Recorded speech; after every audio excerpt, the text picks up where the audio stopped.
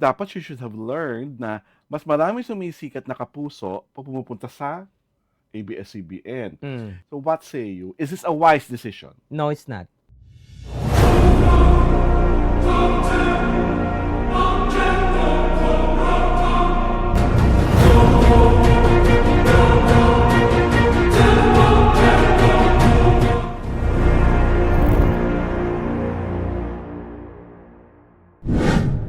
And before we even talk about our easy round topic for this Sunday show, which happens to be our season ender, I have to say hi to my ex-boyfriend. Hey Jojo! Ay! Hey Wheezy! Hey Jojo Sebastian! I was so surprised for you sending me that photo of yours Ay? That- Which is? which showed that you are half naked. My God. Kati Mora. My gosh. When I Kati. saw the photo, parang... Anyhow, the reason why I'm talking about Jojo Sebastian is because ang pag-uusapan natin ay si Andrea Brillantes na ang balita, malakas na malakas na malakas ang pag-ugong na lilipat na ito at magiging, totoo nga bang magiging kapuso? Mare, sa mo naman nabalitaan itong chika na si Andrea Brillantes? It's all over online. Oh! Mm-mm. And why do you think are the reasons why she's jumping ship? After all, ABS-CBN made her Andrea Brillantes. Tama? Number Oo. one. Number two, dapat she should have learned na mas maraming sumisikat na kapuso pag pumupunta sa ABS-CBN. Kaysa sa mga taga-ABS-CBN na pumupunta sa kapuso. Yeah. Hindi niya ba naramdaman? Proven fact yun eh. Na nakikita yung mga pangyayaring yun? Mm. So what say you? Is this a wise decision? No, it's not. Kasi, alalahanin mo, she is now in the management of Bea Alonso's manager. Oo. So, isa lang ang peg. Mhm. So, nilipat si Bea from kapamilya to kapuso. Mhm. May nangyari ba? At least ang sure tayo, yumaman si Bea. Mm-mm. Dahil bonggang-bongga daw ang price package, kung totoo ha, Yeah, ang kanyang contract. At number two, wala na siyang pakialam kung hindi siya kung i-renew siya ng contract or hindi. Dahil nagiging ano na raw, naghahanda-handa na sa pagiging Mrs. Vincent ko. Mm-mm. Yun ang kanyang preoccupation as of the moment. Si Andrea Brillantes is really a scorching. Actually, if this is true, my Caldrea heart is so sad. Bakit? Syempre, wala nang Caldrea. Di Mm. ba lalo na Cal is now being pitted with Kai Montinola. Mm. Diba? Paano na ang Caldrea? Paano na yung mga pangarap naming mga kahel? Wala nang Caldrea. Well, some dreams are needed to be shattered. True. Pero I just really hope pinag-isipan itong maigi ni Andrea Brillantes at ng mga taong nakapaligid sa kanya. Dahil, unang-una, Andrea, wala namang sikat na kapuso leading man. At lahat ng sikat na kapuso leading man, parang tatay mo Taken. na tatay na ang edad. Dennis Trillo, Dingdong Dantes, Tom Rodriguez, padir mo na sila. What about Ruru Madrid? Ruru Madrid. Oh. Ruru Madrid is... Kaya si Michael Sager ba yun? No, Michael Sager is for Emilio Daez. Talagang ano? Talagang ano na siya? My God! It's Team Millie all the way. No. Ay, No, it's Team Millie all the way. that was a very tawag dito, with conviction, Yeah, ang no. delivery. It's Team Millie. Ay. It's Michael Sager for Emilio Daez, not Andrea Yung isa pa Brillantes. yung isa pang lalaki si Kelvin Miranda. bagay kasing sila. age.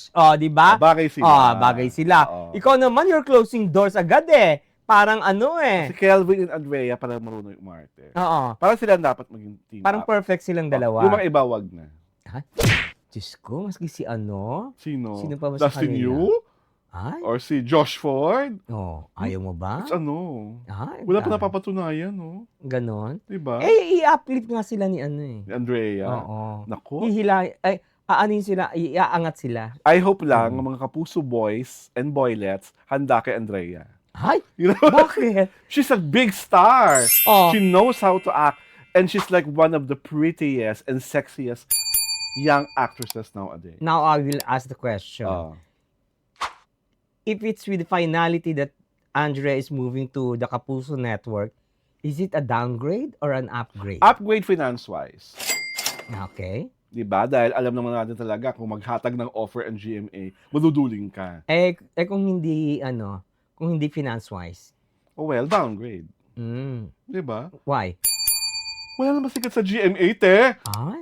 Pang-totoo na tayo. Ah. Oh, diba? Oh, aminin mo, totoo, sinasabi nga, ko, tsaka diba? walang mga plapchira, mga teleserye ng GMA7, Diba? ano? So, anong gagawin niya Diba? doon? If ako nga kay Andrea, kakausapin ko lang si Coco Martin, naging love triangle na tayo nila Maris. Huwag mo na ako ipagdidikit doon sa character ni Jake Cuenca. Ay? Diba? Ganon, para, diba? Hindi. Ewan ko naman kung nasilaw, ikaw ang nasilaw sa Saan? mga promises at remuneration package ng network. O yung pamunaan mo. Ah, Diba? parang morong pamunuan. Ah! Which is not Aray ko! Remote. which is not a remote situation. Mm-mm. 'Di ba? Kaloka. Lalo na nga sa akin lang, Andrea, as a fan of yours, I've been following your career since yung sila nila Seth Fidelin pa. Kadena ng Ginto. I was a fan of you. I am a fan of you since Kadena ng Ginto. Mas lalo akong naging fan nung kayo ni Kyle Echari ang pinipitch together sa senior high. Choice mo na yan. O di sige, andyan eh. Saka kung ikayayaman mo naman yan, ikakatiwasay ng pamilya mo dahil secure na ang future nila, go. Huwag mo lang sabihin sa amin, sa Kitty Show na, bakit ba ako talaga lumipat? Wala akong ginagawa dito. Mga lang ako, tapos yung mga roles ko. Kaloka. Di ba? Ano gagawin nila sa'yo doon? Bida kontra bida. Magiging love triangle ka ni Bianca Umali at Ruru Madrid. Perfect choice na talaga yung suggestion niya. Alam mo, dapat kunin ka na ni Annette. Galing mo sa Bakit? casting. Excuse Kelvin me, and ah. Andrea. Hindi naisip ko lang kasi, Hindi na naiisip yan. Oo, naisip ko lang kung lilipat talaga si si Oo. Andrea. Alam Kasi naman, parang sila yung bagay, sila yung match. oo, parang alam namang Andrea and Alden. Ay! Diyos ko, ayoko Ay, na lang magsalita. reaction namin. Ah! Yan? No! Magpakamatay ka nila kasi Doc Andrea kaysa mapartner kay Alden Richard. Ay? Bakit? Ay! Naku. Hindi pa natin topic, di ba? Parang parang the last time he was paired with somebody bigger than Andrea, flop pay, di ba? Di ba? Saka hindi ba? Baka kasama siya dun sa topic natin in the future. Aray ko! Kaya So dapat, may future pala ito. oo. Kaya dapat hindi si Andrea. Di ba? Mm. Andrea deserves someone like Kelvin Miranda. Oo. Cute sila, no? Oo. Match. Saka hindi, Andrea is not so tall eh. So, Oo nga. tama lang yung height ni Kelvin. Si Kelvin din, not so tall. Okay, mamahalin na tayo ni Tyrone Escalante. Sino yun? Mahal si Chili Kelvin. I'm sorry, ha? Hindi ko siya kilala. Di ba? Never heard sa akin, ha? Sorry. Ako kasi parang, unang sabi doon, nung narinig ko, hindi siya ba partner kay Ding Dong? Ano yung anak ni Ding Dong? Kabit ni Ding Dong? Aray ko? Kay Dennis? Diba? Parang, maraming sisiraing buhay si Andrea. Aray ko! Maski tanong niyo pa kay... Kanina. Ay, ayoko na magsalita. Aray ko! Basta ako, whatever Andrea Brillantes does, I approve. Pati yung mga supposedly naughtiness niya.